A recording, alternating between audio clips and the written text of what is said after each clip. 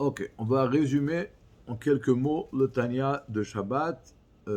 L'Admour Aken dit que les Mitnagdim avaient une question comment le Baal Shem Tov il a pu dire que la Shrina s'habille dans un goy.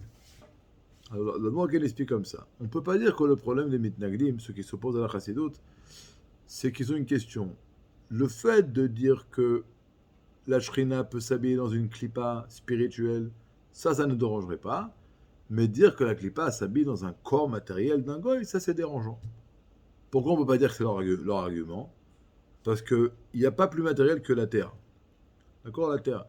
Et c'est écrit que la shrina, la présence divine, s'habille dans la terre.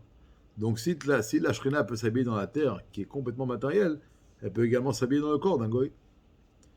Alors on ne peut pas dire également que ce qui les dérange, c'est de dire que le fait que la shrina s'habille dans un corps, dans le nefesh d'un goy, qui est tamé, qui est impur, les trois portes d'impureté. Pourquoi on ne peut pas dire que c'est ça qui les dérange? Parce que le nefesh du goy, il a été créé par la fusion des sentiments et de la malchoute des clipotes. Et là-bas, tout le monde est d'accord que la shrina, elle peut résider.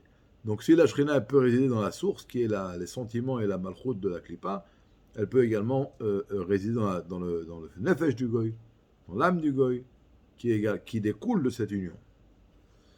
Et en vérité, le rabbi dit que toute leur tlouna qu'ils ont, tous leurs arguments, c'est tout simplement, ils ont plein de questions, ils remettent en question plein de choses que l'Arizal a écrit. Le Hadmour Aken fait une parenthèse, il dit écoutez, moi, je n'ai pas l'orgueil de dire que je comprends parfaitement les paroles du Harizal, et c'est pas mon travail d'ailleurs.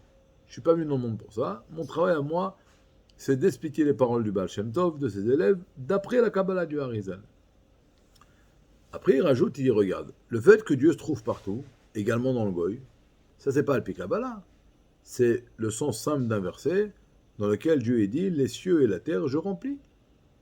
Et ça, c'est une émouna pure que tous les juifs du monde ont, que Dieu se trouve partout.